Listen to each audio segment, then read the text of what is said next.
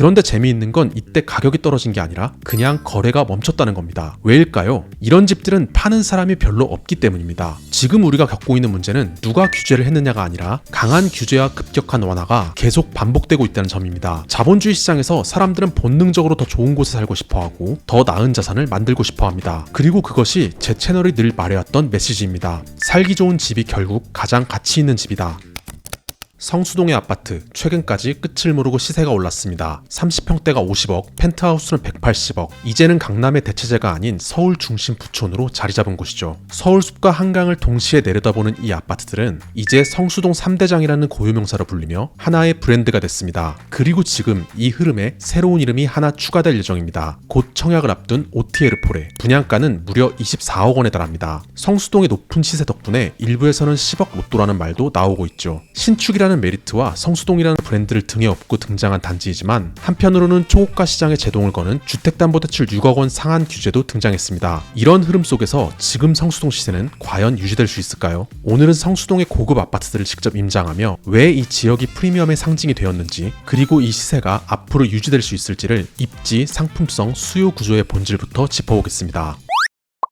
명품을 사는 사람들은 정말 그 기능이나 소재 때문일까요? 단지 원단이 좋고 디자인이 예쁘기 때문만은 아닙니다. 오히려 명품을 일상처럼 소비하는 사람들에겐 중요한 건 단 하나, 그게 명품이기 때문입니다. 이것은 단순한 취향의 문제가 아닙니다. 사회학자 피에르 부르디에는 이런 소비를 상징자본이라고 정의했습니다. 즉, 어떤 브랜드를 소비한다는 건 그 물건의 기능을 넘어 그 브랜드가 가진 사회적 유상과 상징성을 함께 사는 것이죠. 브랜드는 단순한 로고가 아니라 문화적 우월성과 지위를 드러내는 수단이 됩니다. 그래서 똑같은 기능의 물건이라도 어떤 브랜드인지에 따라 사람들의 태도는 전혀 달라지곤 하죠. 그리고 지금 부동산 시장에서도 이런 현상이 나타나는 곳이 있습니다. 바로 이곳 성수동입니다. 성수동의 아파트는 더 이상 단순한 주거 공간이 아닙니다. 소비자본이 아닌 상징자본으로 작동하는 주거지. 그 중심에는 새 아파트가 있습니다. 갤러리아 포레, 아크로 서울 포레스트, 그리고 서울숲 트리마제, 이 세 단지가 성수동 전체 시세를 리딩해왔고 그 가격의 핵심은 입지, 희소성, 브랜드, 그리고 수요층의 특성에 있습니다.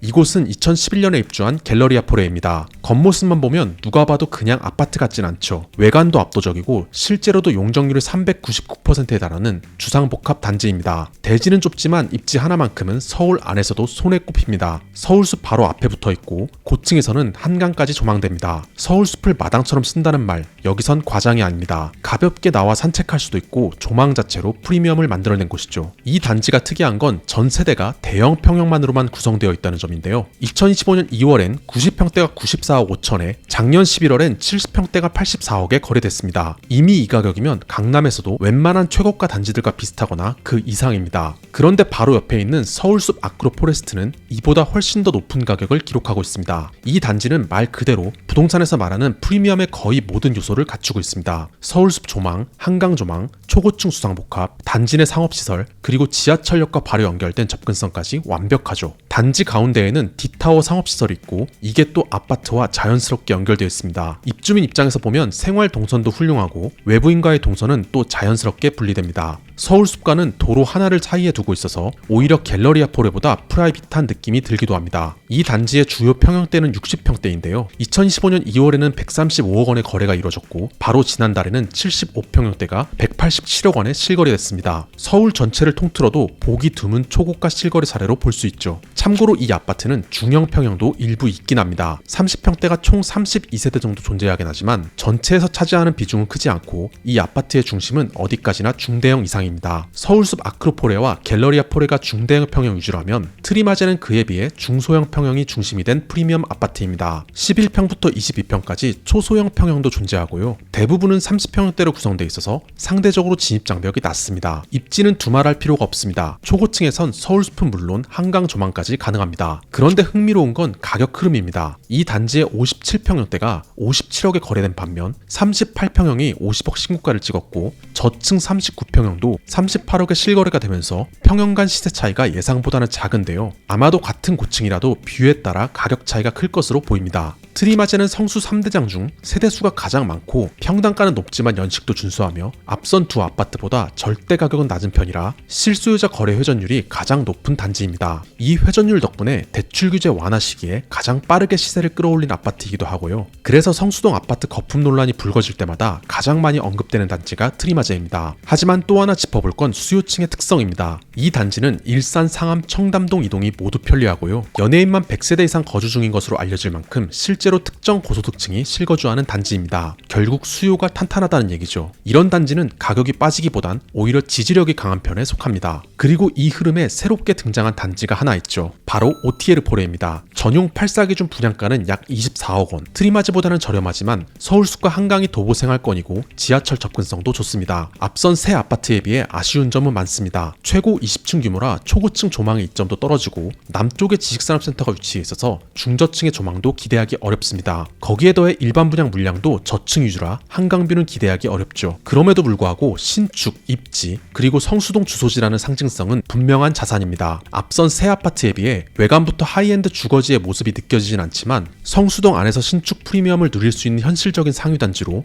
향후 이 지역의 시세 흐름을 함께 끌고 갈 가능성은 충분하다고 볼 수 있습니다. 거기에 더해 6월 27일 모집 공고 아파트로 주택담보대출 6억 원 규제에 해당하지 않는 아파트이기 때문에 무조건 완판까지 갈 테고 이 또한 시세를 견고하게 만들 것입니다.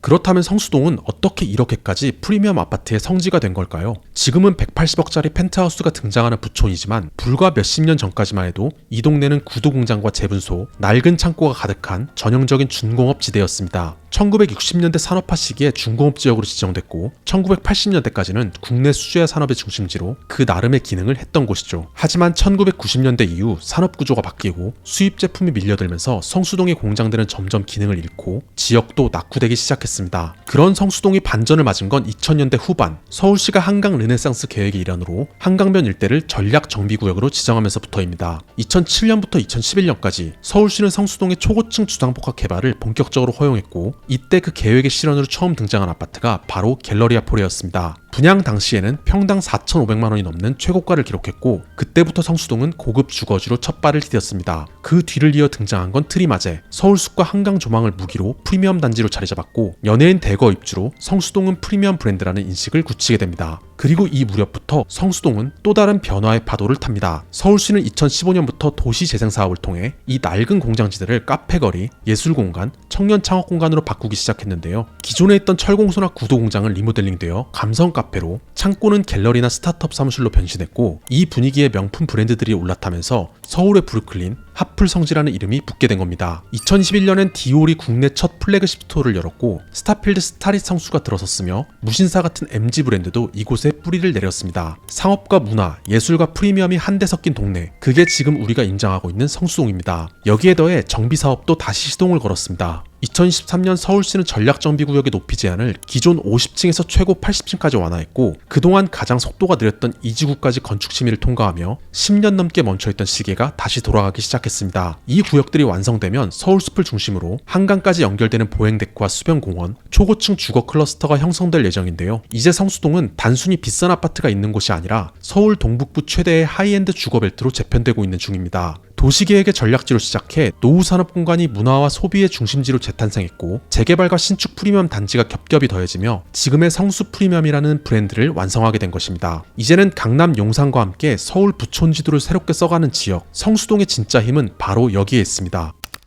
입지 좋고 조망 뛰어나고 브랜드도 화려하다. 프리미엄의 조건은 다 갖췄지만 지금 이 가격, 일반적인 감각으로는 이해가 쉽지 않습니다. 아무리 프리미엄이라지만 너무 오른 거 아니냐는 말이 나올 법도 하죠. 게다가 최근엔 주택담보대출 6억 상한 규제가 시행되면서 이런 초고가 아파트 시장에도 조정이 오지 않겠냐는 기대감이 많습니다. 하지만 생각보다 이 시장은 단단합니다. 왜냐하면 성수동은 이미 몇 년 전 더 강력한 규제를 겪었던 지역이기 때문입니다. 2019년 12월 15억 초과 아파트에는 주담대 자체가 금지됐습니다. 그 당시엔 아예 대출이 0원이었고 평균 LTV는 사실상 0%, 현금이 없으면 살 수 없던 시장이었죠. 그런데 재미있는 건 이때 가격이 떨어진 게 아니라 그냥 거래가 멈췄다는 겁니다. 왜일까요? 이런 집들은 파는 사람이 별로 없기 때문입니다. 팔아서 갈 데가 없다는 거죠. 서울 안에서 이만한 상품과 입지를 가진 아파트를 찾는 게 쉽지 않다 보니 한번 들어간 사람들은 대부분 그냥 눌러앉습니다. 단순히 돈이 많아서가 아니라 대체할 수 있는 주거지가 드물기 때문입니다. 그러다 보니 거래는 없지만 가격은 버텼고 2012년 대출 대출 규제가 풀리자마자 바로 신고가 거래가 연달아 나옵니다. 그러니까 지금의 6억 상한 규제도 이 시장에겐 사실 전례보다 느슨한 규제일 수 있다는 겁니다. 다만 이 시세의 흐름이 언제나 구조적 수요만으로 만들어졌다고 보기는 어렵습니다. 특히 트리마제를 중심으로 최근 몇 개월 사이에 나타난 일부 신고가 흐름은 정책 변화에 따른 막차 수요, 그리고 시장이 다시 올라간다는 집단 기대감이 맞물린 결과로 보입니다. 즉 부동산 정책이 완화되자마자 고소득 수요자들이 몰리면서 일부 평형에서는 실제 수요보다 더 빠르고 가파르게 가격이 튀어오른 구간이 있었던 거죠. 이는 단기적으로 거래 절벽 이후의 반동성 상승 혹은 지금 아니면 못 산다는 심리적 압박이 만들어낸 일시적 과열일 수 있습니다. 그래서 단기 신고가 사례만 보고 성수동 전체를 평가하기보다는 그 가격 흐름이 어떤 구조 위에 형성됐는지를 함께 보는 게 중요합니다. 그리고 한 가지 더, 성수동은 단순히 고급 아파트만 있는 동네가 아닙니다. 이 동네는 상권 자체도 브랜드가 됐습니다. 물론 초고가 아파트를 사는 수요자들이 서울 숲길에서 카페를 다니는 건 아닐 겁니다. 하지만 중요한 건 그 분위기와 이미지가 지역의 상징성을 만든다는 점이죠. 디올, 루이비통, 무신사 같은 브랜드들이 이곳에 플래그십 스토어를 낸 이유, MZ세대가 몰리고 SNS에서 성수라는 이름이 퍼지는 흐름, 그리고 이 모든 흐름이 결국엔 부동산 가치에도 영향을 준다는 점. 결국 성수동 아파트의 가격을 움직이는 건 단순한 수요 공급이 아니라 상징이 된 입지, 프리미엄을 체화한 지역 분위기, 그리고 실거주 기반의 고정 수요입니다. 이 구조가 쉽게 깨질지는 조금 더 지켜봐야겠죠. 지금의 부동산 시장, 그리고 그 속의 성수동은 한마디로 완성 중인 프리미엄이라 말할 수 있습니다. 대출 규제든 금리든 정책은 변할 수 있지만 입지와 희소성, 이미 만들어진 상징성은 하루아침에 무너지지 않습니다. 하지만 저는 여기서 정책에 대해 꼭 짚고 넘어가고 싶은데요. 지금 우리가 겪고 있는 문제는 누가 규제를 했느냐가 아니라 강한 규제와 급격한 완화가 계속 반복되고 있다는 점입니다. 시장의 기준선을 넘었다면 이제는 여야를 막론하고 부동산 정책의 일관성과 책임성을 함께 합의해야 한다고 생각합니다. 왜냐하면 이런 불확실성이 결국 시장의 기대를 만들기 때문입니다. 언젠간 다시 풀릴 거야, 한 번 더 기다리자, 이런 분위기 속에서 매물은 잠기고 가격은 공급과 수요가 아닌 규제에 따른 심리로 움직이게 됩니다. 정책이 시장에 효과를 내려면 가장 중요한 건 지속성과 예측 가능성입니다. 한 번 조이고 한 번 풀고 또 언제 뒤바뀔지 모르는 환경에서는 시장도 방향성을 잃고 기대감만 남게 됩니다. 결국 중요한 건 균형입니다. 지나친 규제도 지나친 완화도 모두 시장을 왜곡시킬 수 있고, 그 왜곡은 풍선 효과로 반드시 다른 시장을 자극하게 되어 있습니다. 자본주의 시장에서 사람들은 본능적으로 더 좋은 곳에 살고 싶어하고 더 나은 자산을 만들고 싶어합니다. 그 욕망을 억지로 통제하려고 하거나 한편으로는 특정 집단만 지원하려 드는 방식은 결국 시장의 기능 자체를 망가뜨리게 됩니다. 그리고 그것이 제 채널이 늘 말해왔던 메시지입니다. 살기 좋은 집이 결국 가장 가치 있는 집이다. 부동산 시장이 제 기능을 하기 위해서는 정책은 공정하고 예측 가능해야 하며 사람들의 살고 싶은 마음과 자산을 만들고 싶은 마음을 인정하는 선에서 작동해야 합니다. 이제 성수동은 단순히 서울숲 옆의 비싼 아파트가 아니라 서울 주거 지도의 한 축이자 앞으로도 시장의 신호를 가장 먼저 보여줄 곳입니다. 이곳의 변화가 시장 전체에 어떤 흐름을 만들게 될지, 그 시작점을 우리가 함께 지켜보고 있는 것일지도 모르겠습니다. 이 영상을 통해 단순한 시세의 높낮음이 아니라 그 이면에 깔린 구조와 흐름, 그리고 정책의 방향까지 함께 고민해 보셨다면 충분합니다. 긴 영상 시청해 주셔서 감사합니다.